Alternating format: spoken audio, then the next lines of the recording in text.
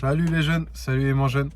On se retrouve donc pour ce petit débrief avec un petit peu de retard. J'en suis désolé. Avec le boulot, j'ai pas eu une seule minute pour m'enregistrer. Donc je vais faire un rush un minimum rapide.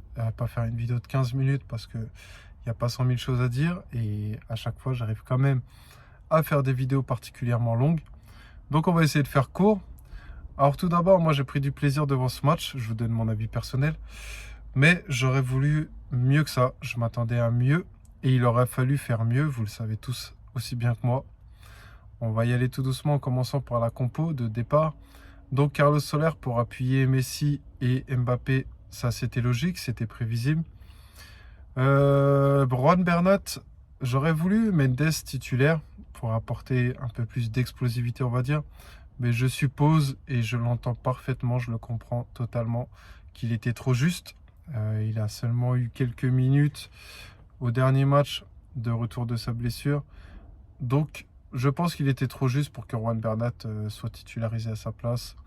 Et ça me semble aussi logique.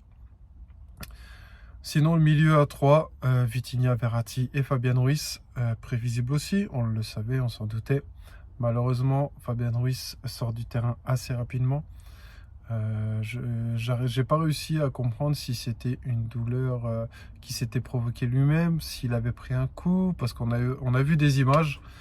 Ça me semble pas clair, j'arrive pas à voir comment il s'est fait mal sur cette action-là, par exemple. Donc j'espère que c'est rien de grave. Comme Kimpembe, par exemple, qui n'était pas présent hier. C'est rien de grave apparemment, c'est juste un coup qu'il a reçu au tendon d'Achille pendant l'entraînement. Parce que moi j'ai vu ça, j'ai vu l'info sortir, Christophe Galtier en parlait en conférence de presse et pourtant dans les médias ou même les commentateurs pendant un moment, je sais pas, ils ont été évasifs comme si ils parlaient d'autre chose ou qu'ils savaient pas de quoi ils parlaient. C'est juste un petit coup, normalement c'est rien de grave. Donc on l'attend avec impatience parce que on a besoin de cette rotation-là avec Kimpembe, Marquinhos, Ramos, peu importe qui c'est qui est là. On en a besoin. Danilo Pereira aussi qui est sur le retour. Ça aussi, ça fait plaisir parce que Danilo, c'est un grand soldat du PSG. Alors que tout le monde se moquait de lui il y a un petit peu de temps. Il a prouvé que fallait pas se moquer de lui. C'est un très bon joueur de complément, un très bon joueur de banc. Il est capable de s'adapter un peu partout. Et c'est notre plus grand bonheur. On a besoin de soldats comme ça. On a besoin de mecs combatifs. On n'entend pas parler de lui. Il se comporte toujours très bien. Et en attendant, il est toujours présent. Alors, la physionomie du match, on a le premier but extraordinaire de Mbappé. Sur une passe décisive de Messi comme d'habitude. Messi, à tous les matchs, soit il plante, soit il fait des passes décisives. On n'a rien à dire de plus sur Messi. Mbappé, son but, il est extraordinaire. Il parlait des chances qu'il avait de marquer pendant le match. Ils ont fait même une petite étude sur son pourcentage. Bon, je trouve ça un petit peu ridicule parce qu'en attendant, il va le chercher. Parce qu'ils ont sorti 0,04% de chances de marquer. En attendant, il le met. Mbappé, on sait très bien qu'il est capable de faire des choses énormes comme ça. C'est pour ça que des fois, moi-même, je suis assez dur avec lui parce que on en attend plus de lui. On sait très bien qu'il est hors norme, si je peux me permettre de dire ça. Et donc forcément, on en attend toujours plus et toujours mieux. Sinon, le deuxième but qui est dans le jeu, c'est la Juve. Celui-là, je pense qu'il a fait mal à nos joueurs, mais il est mérité. Franchement, la Juve, ils ont fait un très bon match. Ils ont fait une première mi-temps assez énorme. Pour moi, ils étaient au-dessus de nous dans le jeu. Ça se voit même dans les XG, encore des stats. Les XG, c'est pas souvent parlant et la preuve encore ce soir.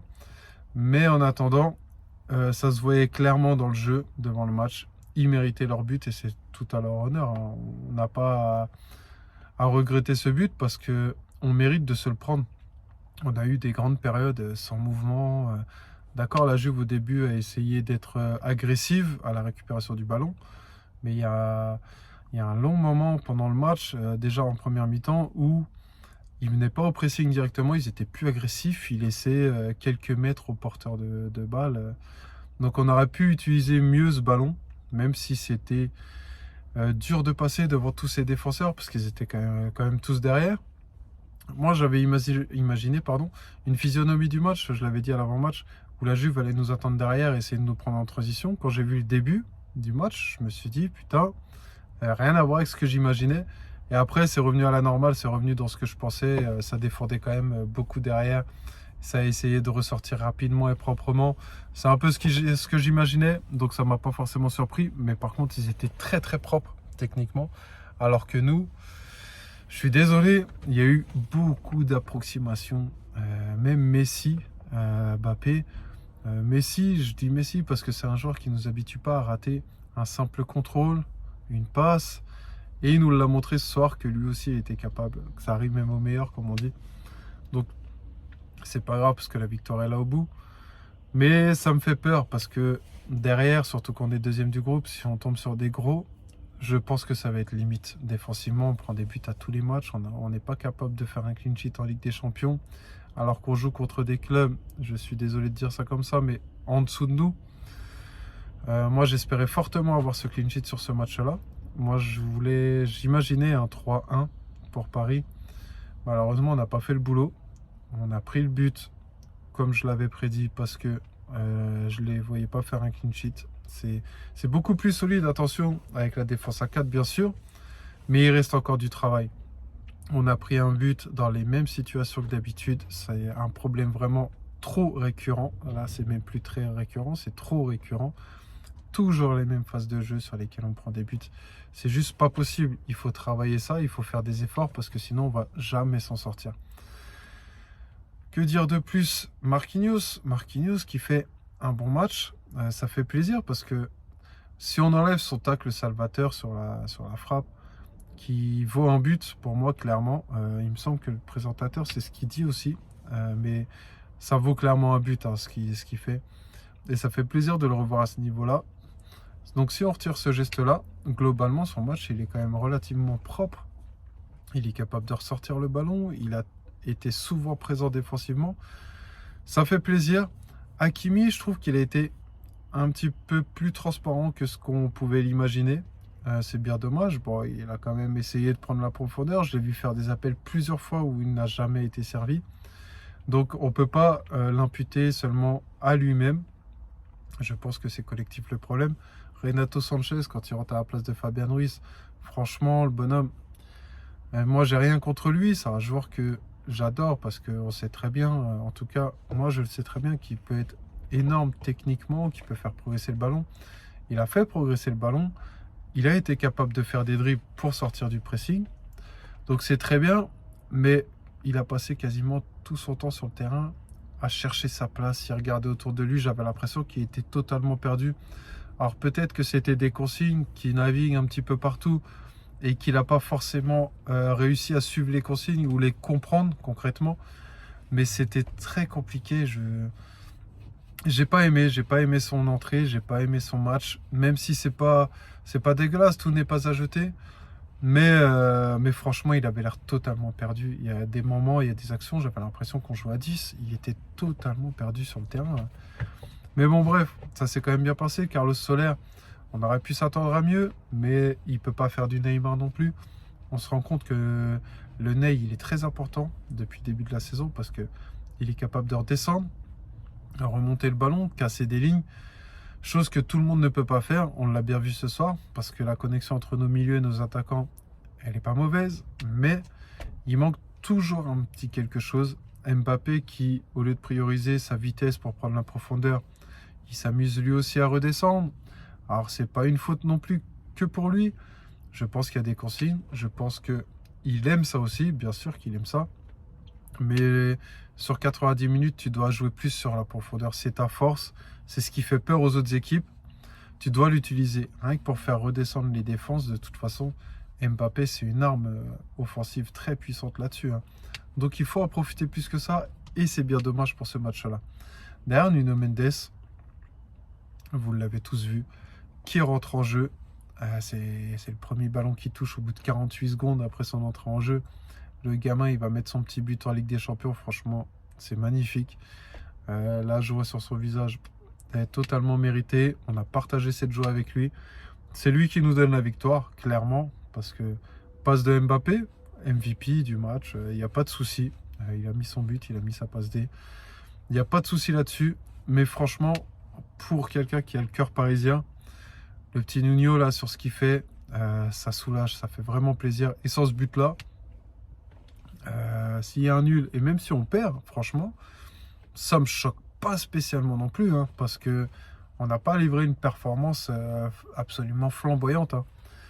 Donc il faut faire mieux, il faut travailler. Peut-être qu'avec Neymar, bien sûr que ça aurait mieux fonctionné. On peut regretter le carton jaune qu'il prend sur sa célébration, comme d'habitude. Il célébrait ses buts comme ça. Il prend un carton jaune là-dessus. C'est bien dommage, on peut regretter ça, mais c'est comme ça. Une fois que c'est fait, c'est fait. On va pas revenir là-dessus. Donc peut-être que ça nous a porté préjudice.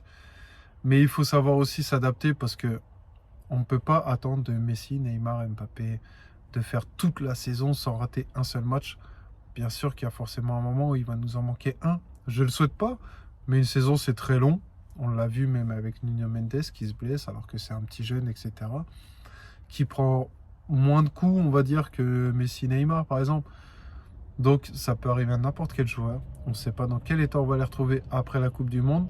Si on va les retrouver entiers non plus, on ne le sait pas. Donc il faut savoir et apprendre à jouer sans nos grosses têtes.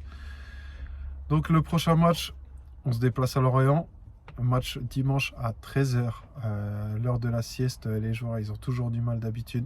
J'espère qu'on va faire le boulot. Il faut continuer à aller chercher les 3 points. On va continuer de dire que c'est des matchs importants. On est la dernière équipe à être invaincue en Europe. C'est très bien. Ça, c'est un petit détail, mais qui fait plaisir. En tout cas, moi, qui me fait vraiment plaisir. Donc, pourquoi pas continuer sur cette lancée. Ramos qui a battu le record d'invincibilité pour un défenseur au PSG. C'est des petites conneries, mais ça fait toujours plaisir de voir ça parce que ça veut dire qu'on n'est pas si dégueulasse que ça. On entend beaucoup de critiques. Elles sont souvent fondées. Ça, je dirais pas le contraire. Mais on n'est pas si dégueulasse que ça, malgré qu'on puisse faire mieux. On a une grande marge de progression. On a du travail à faire. J'espère qu'on va s'en sortir. 8e de finale, c'est lundi les tirages au sort. Si je vous dis pas de bêtises, mais il me semble que c'est lundi. J'attends ça avec impatience parce qu'on risque de tirer du très lourd pour le 8e de finale. Il y a des équipes abordables, il y a des équipes moins abordables. Comme le disaient certains joueurs de Marquinhos, je pense que même les équipes d'en face, ça leur fait pas forcément plaisir de tomber sur Paris au tirage au sort. Donc c'est à nous de jouer les matchs correctement, d'essayer d'aller le plus loin possible. Pourquoi pas la gagner? Il y a du travail, mais n'oublions pas, ça reste du foot. On va suivre ça avec impatience. Je suis pressé de savoir en tout cas. En tout cas, il nous reste encore 2 matchs avant de partir pour la Coupe du Monde. Le prochain, donc, dimanche, je ferai un avant-match. En tout cas, félicitations à Benfica, qui a quand même réussi à en planter 6, dont 4 dans les 20 dernières minutes. Si, encore une fois, je ne vous dis pas de bêtises, il me semble que c'est ça. Il a mérite parce qu'ils ont été à chercher. S'il y a une seule chose à reprocher, c'est au Paris Saint-Germain de ne pas avoir été gratter les 3 points sur un des 2 matchs contre Benfica, surtout au Parc. C'est tout à leur honneur parce qu'ils nous ont bien fait chier. Pas beaucoup d'équipes ne peuvent s'en targuer, bien sûr. Donc c'est tout à leur honneur. En attendant, ils ont gratté la première place. J'espère pour eux qu'ils ont un tirage clément parce qu'ils se sont battus pour aller la chercher. Donc ils méritent. C'est beau pour leur papier, on va dire. Les joueurs qu'ils ont sur le papier, c'est pas la plus grande équipe d'Europe. Donc c'est beau et je leur souhaite de continuer dans l'aventure. Nous aussi, je nous le souhaite. Encore plus, bien sûr. Donc on verra ça. En attendant, prenez soin de vous. On se retrouve très vite pour l'avant-match de Lorient PSG. Je vous dis à bientôt et allez Paris.